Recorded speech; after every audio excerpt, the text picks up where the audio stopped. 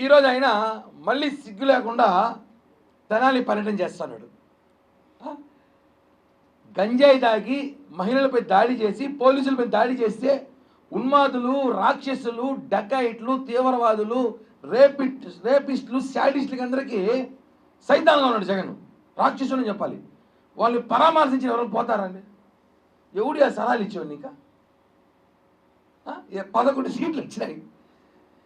ప్రజలు పోలీసులు రోడ్డు మీద కొట్టిన వ్యక్తిని, అక్కడ ఉన్న మహిళల్ని వేధించిన వ్యక్తిని, పోలీసులపైన దాడి చేసిన వ్యక్తిని పరామర్శించిన పోతున్నావంటే ఈ దొంగల ముఠాకంతా నువ్వు ఎంత పెద్ద బాస్ అయ్యింటావు?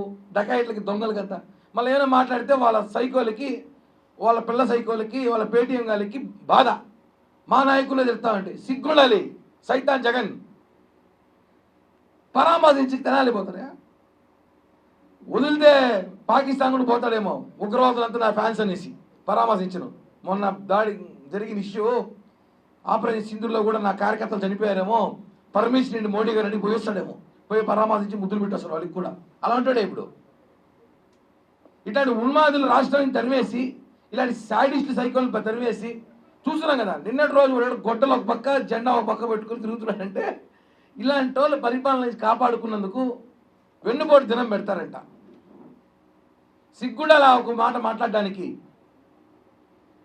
మేము ఒకటే చెప్తున్నాం జనసేన పార్టీ తరఫున, వెన్నుపోటు దినం పెట్టుకుంటావో, తద్దినం పెట్టుకుంటా, ఏమైనా పెట్టుకో, మాకైతే గుడ్డుపోటు దినం కావాలి. మేమందరం కూడా దీనికి లెటర్ పెడుతున్నాం. ఒక లోగో కూడా తయారు చేస్తాం. ఆ లోగో కూడా 2 రోజులు రిలీజ్ చేస్తాం.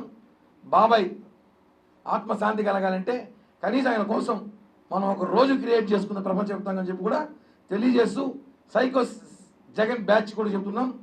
ప్రజలన్నీ అబ్జర్వ్ చేస్తున్నారు, ప్రజలన్నీ చూస్తున్నారు. నీ కార్యకర్తలు అని చెప్పి డ్రగ్గిస్టులు, డకాయిట్లు, శాడిస్టులు, రేపిస్టులు వాళ్ళందరూ పరామర్శించి జగన్ ఈరోజు ర్యాలీగా పోయినాడంటే ఇంతకన్నా దౌర్భాగ్యం ఈ రాష్ట్రంలో ఏమీ లేదండి.